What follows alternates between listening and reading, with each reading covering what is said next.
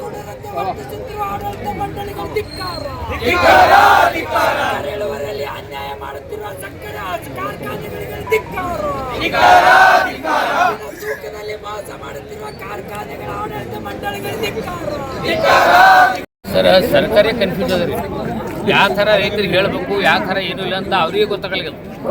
ನೋಡಿರಿ, ಈಗ ಬೆಳಗಾವ್ ಕಿಟ್ಟೆಲ್ಲ ದೊಡ್ಡ ಹೋರಾಟ ಮಾಡಿದ್ರು. ಅಲ್ಲಿ 3,300 ರೂಪಾಯಿ ಡಿಕ್ಲೇರ್ ಮಾಡಿದ್ರು. ಬಟ್ ನಾವು ಕೇಳಿದಟ್ಟು 3,500 ರೂಪಾಯಿ. ಹೌದಾ? ಸರ್ಕಾರ ಏನಾಯಿತು, ಎಲ್ಲ ಟೋಟಲಿ ಕರ್ನಾಟಕದಾಗ 3,300 ರೂಪಾಯಿ ಅಂತ ಎಲ್ಲ ನಿಮ್ಮ ಟಿವಿದಾಗ ಮೀಡಿಯಾದಾಗ ಬಂತು. ಅದು ಎಲ್ಲರಿಗೆ ಅಂತ ಹೇಳ್ಯಾರ ಸಿದ್ದರಾಮಯ್ಯ ಸಾಹೇಬ್, ಹೇಳಿರಿಲ್ರಿ. ಅದು ಆದ್ಮ್ಯಾಕ ನಾವು ತಿರುಗಿ ಬಂದ್ಮ್ಯಾಕ ಮತ್ತು ಜಿಲ್ಲಾ ಕಮಿಷನರ್ ಅಂತ ಏನು ಆದೇಶ ಬಂತು, ಇಲ್ಲ ಅದು ನಿಮ್ಮಲ್ಲಿ ರಿಕವರಿ ಮ್ಯಾಗ ಅಂತ ಹೇಳಿ. ನಮ್ಮಲ್ಲಿ ಗುಲ್ಬರ್ಗ ಹೆಂಗದ ರಿಕವರಿ 10.14, 10.15, 10.16 ಅದ. ಇದಕ್ಕೇನಂದ್ರು 3,160 ರೂಪಾಯಿ ಚೂರು ಹೆಚ್ಚು ಬರ್ತಿತ್ತು. ಇದು ಆದ್ಮ್ಯಾಕ ಸರ್ಕಾರ ಆದೇಶ 3,160 ರೂಪಾಯಿ ಅದ. ಇದು ಆದ್ಮ್ಯಾಕ ನಾವು ಅಫ್ಜಲ್ಪುರ ಸ್ಟ್ರೈಕ್ ಮಾಡ್ತಾ ಇದ್ದೇವೆ. ಆಯ್ತು ರೂಪಾಯಿ 3,000 ಈ 3,300 ಇತ್ತು, ಆಯ್ತು ಅಂತ ನೋಡಿ 150 ರೂಪಾಯಿ ಕಮ್ಮಿ ಆಗದ ಇರ್ಲಿಕ್ಕೆ ತೋರಂತ ಹೇಳಿ ಬಿಟ್ಟು ಮ್ಯಾಕ ಈ ಜಿಲ್ಲಾಧಿಕಾರಿಗಳು ಮತ್ತು ಕಾರ್ಖಾನೆ ಮೀಟಿಂಗ್ ಮಾಡಿದ ಮ್ಯಾಕ ಅವ್ರ ನಂತರ ಈಗ ಅದು ಪಪ್ಪಲ್ಲಿ ಇರೋದು. ಅಲ್ಲಿ ಸರ್ಕಾರ 10 ಗಂಟೆ ಮೀಟಿಂಗ್ ತೊಗೊಂಡ್ರಲ್ಲ, ಕಾರ್ಖಾನೆ ಸಂಘಟ 10 ಗಂಟೆ ಮೀಟಿಂಗ್ ತೊಗೊಂಡ್ರೆ. ನಮ್ಮ ಬರೀ ನಾವು 4 ಮಂದಿ ಗುಲ್ಬರ್ಗ ಜಿಲ್ಲೆಲ್ಲ ತೆಗೆದು ಸಿದ್ದರಾಮಯ್ಯ ಸಾಹೇಬ್ ಮೀಟಿಂಗ್ ನಮಗೆ 2 ಗಂಟೆ ತೊಗೊಂಡ್ರು. 2 ಗಂಟೆ ತೊಗೊಂಡು ಇಲ್ಲಿ ಎಲ್ಲ ನಾವು ಕಾರ್ಖಾನೆಯವ್ರಿಗೆ ಹೇಳಿದ್ವಿ 3,160 ರೂಪಾಯಿ ಕೊಡ್ತಾರೆ ಅಂತ ಹೇಳಿದ್ರು. ಈಗ ಅದಕ್ಕೂ ತಯಾರಿಲ್ಲ.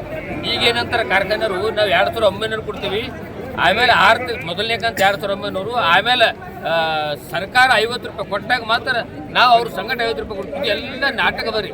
ಸರ್ಕಾರ ಕಾರ್ಖಾನೆ ಎರಡೂ ಒಂದೇ ಅವ್ರಿ, ರೈತರಿಗೆ ಮಣ್ಣ ಹಾಕ್ಲತ್ತಾರೆ. ಅದಕ್ಕೆ ಸಿದ್ದರಾಮಯ್ಯ ಸರ್ಕಾರ ಹೇಳ್ತೀನಿ, ಈಗ ನೀವು ಇರೋದ 2 ವರ್ಷದ ನೀವು ಸತ್ತ ಮಣ್ಣ ಕೊಡ್ಲತ್ತೀರಿ, ಎಲ್ಲರಿಗೂ ಗೊತ್ತದ.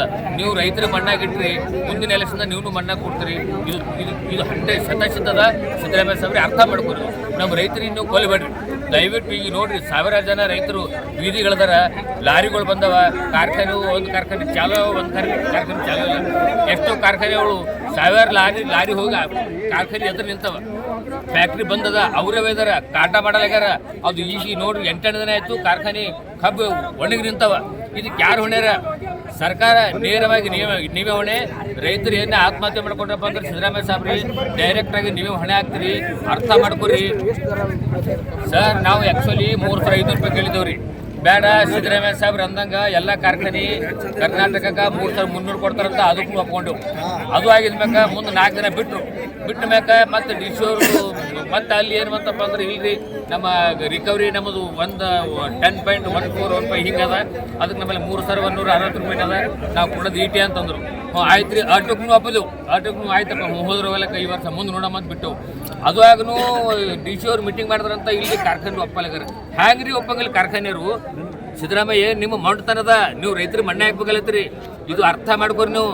ರೈತ ತಕ್ಲೀಫ್ ಆದ್ರೆ ನಿಮಗೆ ಯಾರಿಗೂ ಒಳ್ಳೇದಾಗಲ್ಲ. ಅರ್ಥ ಮಾಡ್ಕೋರಿ ಸಾಬ್ರಿ. ಈ ರೈತ ಬೀದಿಗೆ ಬಂದನ ಅರ್ಥ ಮಾಡ್ಕೋರಿ. ನಾವು ಒಂದು ಮಾತು ಹೇಳ್ತೀನಿ ಸರ್, ಒಂದು ಟನ್ನಿಗೆ ರಾಜ್ಯ ಸರ್ಕಾರಕ್ಕೆ ಕೇಂದ್ರ ಸರ್ಕಾರಕ್ಕೆ ಪ್ರತಿ ಟನ್ನಿಗೆ 500 ರೂಪಾಯಿ ಹೋಗ್ತದೆ. ಅದಕ್ಕೆ ನಾನು 3,000 ರೂಪಾಯಿ ಸಿದ್ದರಾಮಯ್ಯ ಸರ್ಕಾರೇ ಕೊಡ್ಬೇಕು. ಅದು ಕಾರ್ಖಾನೆ ಏಟನ ಕೊಡ್ರಿ, ಏಟನ ಬಿಡ್ರಿ.